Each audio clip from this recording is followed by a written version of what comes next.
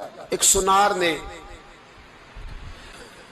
گلی میں ایک یتیم چھوٹے سے بچے کو گھومتے دیکھا تو سنار بے اولاد تھا، بچے کو اٹھا کے گھر لے آیا۔ 18 سال اس بچے کی پرورش کی، اس کو پالا پوسا جوان کیا۔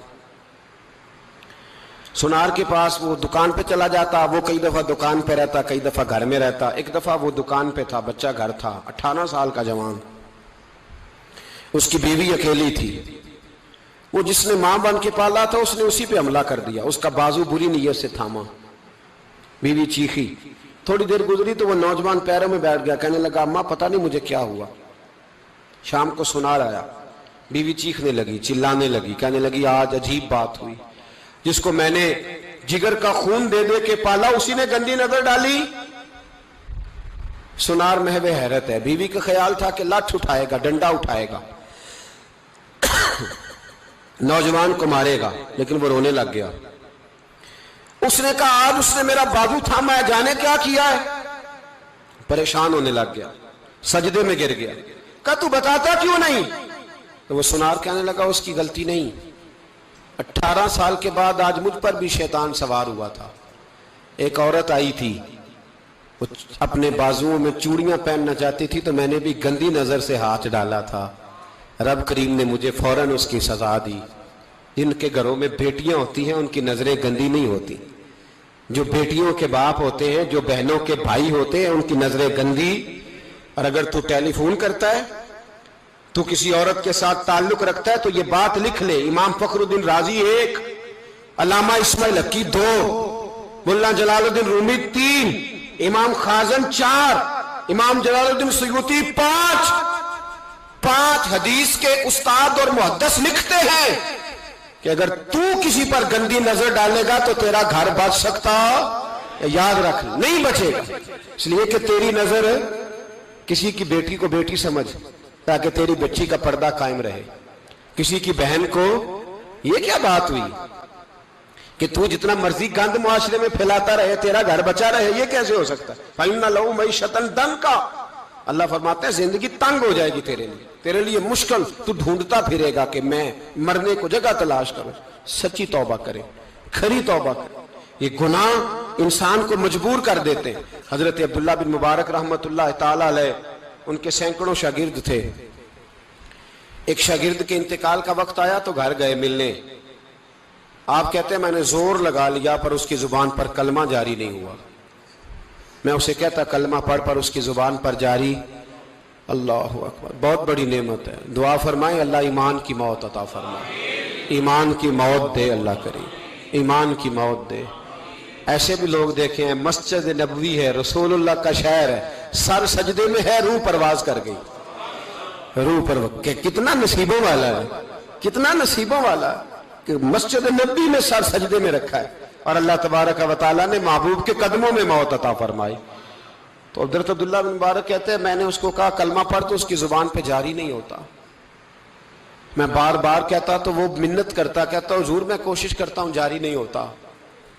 فرماتے میں پریشان ہو کے اٹھا، ابھی میں دروازے پہ پہنچا تھا، اس نے چیخ ماری اور روح پرواز کر گئی، بچے رونے لگے، بیوی رونے لگی۔ تو میں نے گلی میں ایک یتیم چھوٹے سے بچے کو گھومتے دیکھا تو سنار بے اولاد تھا، بچے کو اٹھا کے گھر لے آیا۔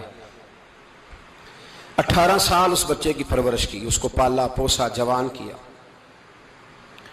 سنار کے پاس وہ دکان پہ چلا جاتا، وہ کئی دفعہ دکان پہ رہتا، کئی دفعہ گھر میں رہتا۔ ایک دفعہ وہ دکان پہ تھا، بچہ گھر تھا، 18 سال کا جوان، اس کی بیوی اکیلی تھی۔ وہ جس نے ماں بن کے پالا تھا اس نے اسی پہ حملہ کر دیا، اس کا بازو بری نیت سے تھاما، بیوی چیخی۔ تھوڑی دیر گزری تو وہ نوجوان پیروں میں بیٹھ گیا، کہنے لگا اماں پتہ نہیں مجھے کیا ہوا۔ شام کو سنار آیا، بیوی چیخنے لگی، چلانے لگی، کہنے لگی آج عجیب بات ہوئی، جس کو میں نے جگر کا خون دے دے کے پالا اسی نے گندی نظر ڈالی۔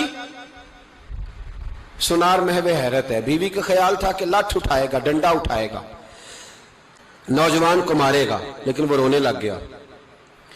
اس نے کہا آج اس نے میرا بازو تھاما ہے، جانے کیا کیا ہے؟ پریشان ہونے لگ گیا، سجدے میں گر گیا، کہا تو بتاتا کیوں نہیں؟ تو وہ سنار کہنے لگا اس کی غلطی نہیں، 18 سال کے بعد آج مجھ پر بھی شیطان سوار ہوا تھا۔ ایک عورت آئی تھی، وہ اپنے بازوؤں میں چوڑیاں پہننا چاہتی تھی تو میں نے بھی گندی نظر سے ہاتھ ڈالا تھا، رب کریم نے مجھے فوراً اس کی سزا دی۔ جن کے گھروں میں بیٹیاں ہوتی ہیں ان کی نظریں گندی نہیں ہوتی، جو بیٹیوں کے باپ ہوتے ہیں، جو بہنوں کے بھائی ہوتے ہیں، ان کی نظریں گندی۔ اور اگر تو ٹیلی فون کرتا ہے، تو کسی عورت کے ساتھ تعلق رکھتا ہے، تو یہ بات لکھ لے، امام فخر الدین رازی 1، علامہ اسماعیل حقی 2، ملا جلال الدین رومی 3، امام خازن 4، امام جلال الدین سیوطی 5 حدیث کے استاد اور محدث لکھتے ہیں کہ اگر تو کسی پر گندی نظر ڈالے گا تو تیرا گھر بچ سکتا، یاد رکھ نہیں بچے گا، اس لیے کہ تیری نظر کسی کی بیٹی کو بیٹی سمجھ تاکہ تیری بچی کا پردہ قائم رہے، کسی کی بہن کو، یہ کیا بات ہوئی کہ تو جتنا مرضی گند معاشرے میں پھیلاتا رہے تیرا گھر بچا رہے، یہ کیسے ہو سکتا ہے؟ فَإِنَّ لَهُ مَعِيشَةً ضَنْكَ، اللہ فرماتے ہیں زندگی تنگ ہو جائے گی تیرے لیے مشکل، تو ڈھونڈتا پھرے گا کہ میں مرنے کو جگہ تلاش کروں۔ سچی توبہ کرے، کھری توبہ کرے، یہ گناہ انسان کو مجبور کر دیتے ہیں۔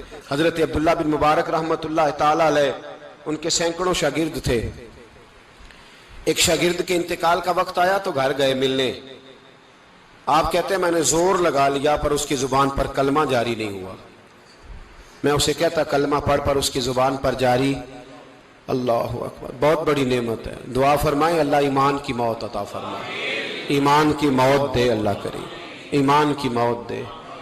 ایسے بھی لوگ دیکھے ہیں، مسجد نبوی ہے، رسول اللہ کا شہر ہے، سر سجدے میں ہے، روح پرواز کر گئی، روح پرواز، کہ کتنا نصیبوں والا ہے، کتنا نصیبوں والا ہے کہ مسجد نبی میں سر سجدے میں رکھا ہے، اور اللہ تبارک و تعالیٰ نے محبوب کے قدموں میں موت عطا فرمائی۔ تو حضرت عبداللہ بن مبارک کہتے ہیں میں نے اس کو کہا کلمہ پڑھ تو اس کی زبان پہ جاری نہیں ہوتا، میں بار بار کہتا تو وہ منت کرتا، کہتا حضور میں کوشش کرتا ہوں جاری نہیں ہوتا۔ فرماتے میں پریشان ہو کے اٹھا، ابھی میں دروازے پہ پہنچا تھا، اس نے چیخ ماری اور روح پرواز کر گئی، بچے رونے لگے، بیوی رونے لگی، تو میں نے اس